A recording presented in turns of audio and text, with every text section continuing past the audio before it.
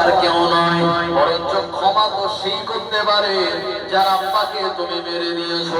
তবে আমি ওমর বলি শরীয়তের নিয়ম আল কাতলু বিল কাতাল, কাউকে হত্যা করলে তার বিনিময়ে তাকে হত্যা করা।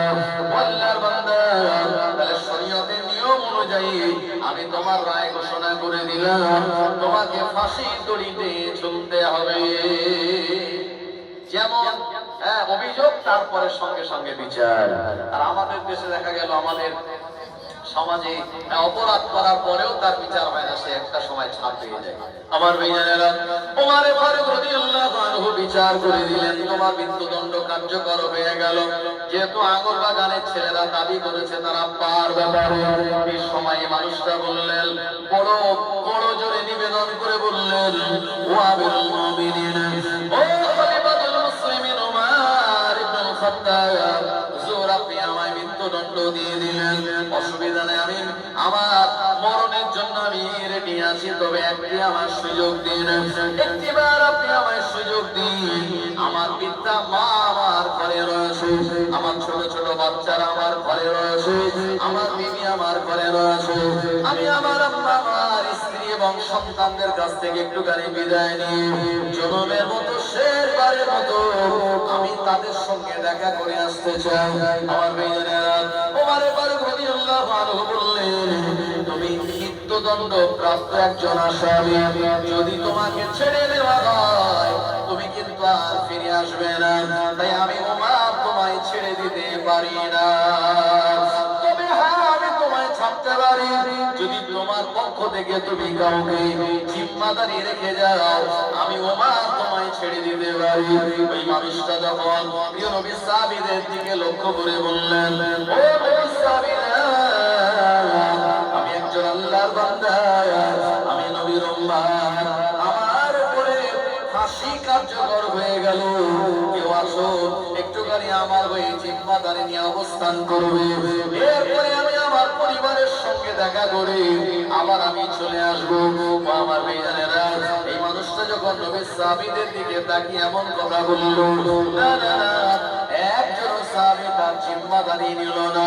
ওমর ফারুক রাদিয়াল্লাহু আনহু বললেন, এনার যে জিম্মাদারি নেবে আর এই লোক যদি ফিরে না আসে, এই লোকের বদলে তাকে কিন্তু ফাঁসির দড়ি গলায় পরে নেওয়া লাগবে। আমার ভাইয়েরা, এমন রিস্কের দায়িত্ব কেউ কি নেবে? কেউ নেবে? আসামি ফিরে না আসলে আমি আসামি হয়ে যাব। ওমর ফারুক রাদিয়াল্লাহু আনহু বলেন, এই যুবক, তোমার এই কথা মনে হয় কেউ আহ্বান করবে না বা কেউ সাড়া দেবে না, কেউ এটা অ্যাকসেপ্ট করবে না। এমন সময় পিছন দিক দিয়ে একজন সাহাবীর হাত উঠে গেছে। আমার ভাইয়েরা, ওই সাহাবী হাত তুলে বললেন, হে যুবক, তুমি একজন মুসলমান, এক মুসলমান আর এক মুসলমানের কাছে সাহায্যের আবেদন নিবেদন করলো, যদি কেউ সাহায্য আমরা না করি তাহলে গোটা পৃথিবীতে মেসেজ যাবে এক মুসলমান আর এক মুসলমানের পাশে দাঁড়ায় না। কারণ প্রিয় নবী বললেন, এমন করে এক মুসলমান আর এক মুসলমান আমরা ঘরের মতো।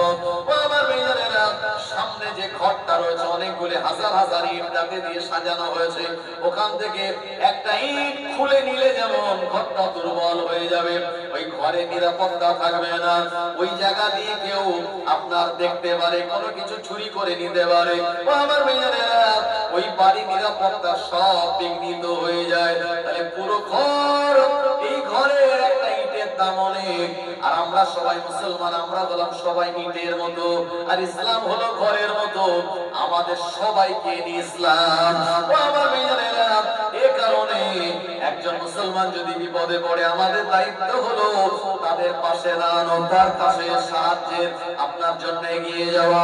আল্লাহর নবী সাহাবী যদি আবু যার গিফারী রাদিয়াল্লাহু আনহু, যিনি হাত উঁচু করেছিলেন, উনি আর অন্য কেউ নয়, উনি আম্মা জান ফাতেমা রাদিয়াল্লাহু আনহার ইন্তেকালের পর কবর খুঁড়েছিলেন।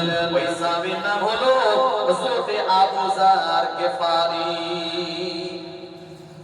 হযরত আবু যার গিফারী হাত তুলে বললেন, যাও, আমি তোমার জিম্মাদারি নিলাম, তুমি চলে যাও, তোমার পরিবারের সঙ্গে দেখা করে ফিরে এসো। ওই যুবক বললেন আলহামদুলিল্লাহ, আপনি আমার জিম্মাদারি নিলেন। সাহাবীরা বললেন, এই আবু যার গেফারি, তুমি কি জানো যদি এই আসামি ফিরে না আসে তাহলে কিন্তু ফাঁসি দড়ি তোমার গলায় পড়বে। ওমরে ফারুক রাদিয়াল্লাহু আনহু কঠোর মানুষ, তিনি কিন্তু তোমায় ছাড় দেবেন না। আবু যার গেফারি বললেন, হায়াত থাকতে মানুষ কেউ মরবে না, আর যদি আমার হায়াত শেষ হয়ে যায় দুনিয়ার কেউ আমায় বাঁচাতে পারবে না। জোরে বলুন, এটা বিশ্বাস করার নাম হলো ঈমান। আমার ভাইয়েরা, ও নবীর উম্মতেরা, আমার ভাইয়েরা, এই সময় ওই আবু যার গেফারি রাদিয়াল্লাহু আনহু এমন করে এসে চলে আপনার সাহাবীর দায়িত্ব নিলেন। ওই মুসলমানটা চলে গেল, আবু যার গেফারি রাদিয়াল্লাহু আনহুকে জিম্মাদারি রেখে ওই মানুষটা সোজা ঘোড়া নিয়ে দৌড়াতে দৌড়াতে চলে গেল তার ঘরে। ও আমার ভাইয়েরা, তার আম্মা জান বলল, আমার বেটা নিয়ে গেলে তুমি উঠে উঠে করে তুমি গেলে, আর সেই উটটা বা ঘোড়া তুমি কোন জায়গা থেকে পেলে? আমার ভাইয়েরা, ওই যুবক বললেন, ও আমার আম্মা, এই সেই ঘটনা, আমার উটটা এখন আর বেঁচে নাই। আমিরুল মুমিনিনের দরবার থেকে আমি একটা ঘোড়া নিয়ে এসেছি,